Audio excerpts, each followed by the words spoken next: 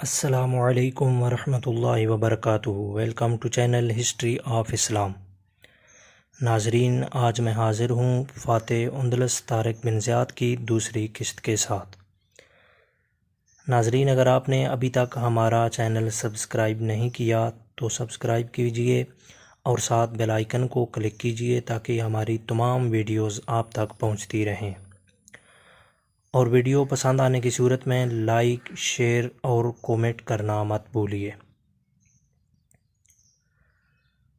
سورج کی کرنیں دن بھر سفر کرنے کے بعد تھک کر سمٹنے لگی تھیں اور شام کے سائے اپنے پر پھیلانے لگے تھے۔ شمعیں جلنے لگی تھیں اور پرندے دن بھر اڑنے اور دانہ چگنے کے بعد اپنے اپنے مسکن کی طرف لوٹ رہے تھے۔ شام کے اس سائے میں دو سائے طنجہ شہر کی طرف بڑھ رہے تھے۔ ان کے قدم کبھی تیز اور کبھی آہستہ اٹھ رہے تھے۔ شکل سے یہ دونوں راہب لگتے تھے۔ چلتے چلتے یہ لوگ طنجہ شہر جانے والے رستے پر پہنچ گئے۔ وہاں ان کی ملاقات چوکی پر موجود سپاہیوں سے ہوئی۔ ان دونوں نے سپاہیوں کو سلام کیا اور کہا کہ وہ والی طنجہ طارق بن زیاد سے ملاقات کرنا چاہتے ہیں۔ تو سپاہیوں نے ملاقات کی وجہ پوچھی، جو ان راہبوں نے بتا دی۔ ان میں سے ایک سپاہی ان لوگوں کے ساتھ ہو لیا اور وہ شہر کی طرف روانہ ہو گئے۔ مغرب کا وقت تھا جب یہ لوگ شہر پہنچ گئے اور شہر کی جامع مسجد کے باہر جا کر کھڑے ہو گئے۔ تھوڑی دیر کے بعد مسجد سے طارق بن زیاد اور ظریف بن مالک نماز پڑھ کر باہر نکلے تو دیکھا کہ ایک سپاہی کے ساتھ دو راہب کھڑے ہیں۔ ان راہبوں نے سلام کیا تو سپاہی نے کہا کہ یہ دونوں راہب آپ سے ملنا چاہتے تھے تو میں ان کو اپنے ساتھ یہاں لے آیا۔ طارق بن زیاد نے راہبوں سے ملاقات کی وجہ پوچھی تو ان میں سے ایک راہب، جس کا نام کونٹ جولین تھا، نے کہا کہ ہم الویرا کے علاقہ سے آئے ہیں اور وہ علاقہ آپ کی علمداری میں آتا ہے۔ ہمارے چرچ کی راہبہ، جس کا نام لوسیا ہے، اس کو ایک ہسپانوی شخص اٹھا کر لے گیا ہے اور وہ طاقتور خاندان سے تعلق رکھتا ہے۔ ہم شکایت لے کر وہاں کے حاکم کے پاس گئے مگر اس نے ہماری فریاد نہیں سنی۔ اس کے بعد ہم آپ کے پاس آئے ہیں۔ طارق نے کہا، اب آپ لوگ کیا چاہتے ہیں؟ تو راہب نے کہا کہ ہماری راہبہ کو ہمیں واپس دلوایا جائے۔ تو طارق بن زیاد نے راہبہ کی روادات سنی اور ظریف بن مالک سے مشورہ کیا کہ کیا کیا جائے۔ دونوں نے یہ فیصلہ کیا کہ اس کو موسیٰ بن نصیر کے پاس بھیج دیا جائے اور وہاں سے جو فرمان شائع ہوگا ہم لوگ اس پر عمل درآمد کریں گے۔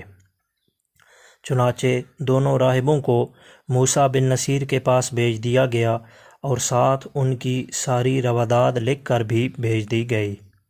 تو موسیٰ کے پاس پہنچ کر انہوں نے طارق بن زیاد کا لکھا ہوا مراسلہ پیش کیا تو موسیٰ نے مراسلہ کھول کر پڑھا اور راہبوں سے ہم کلام ہوا۔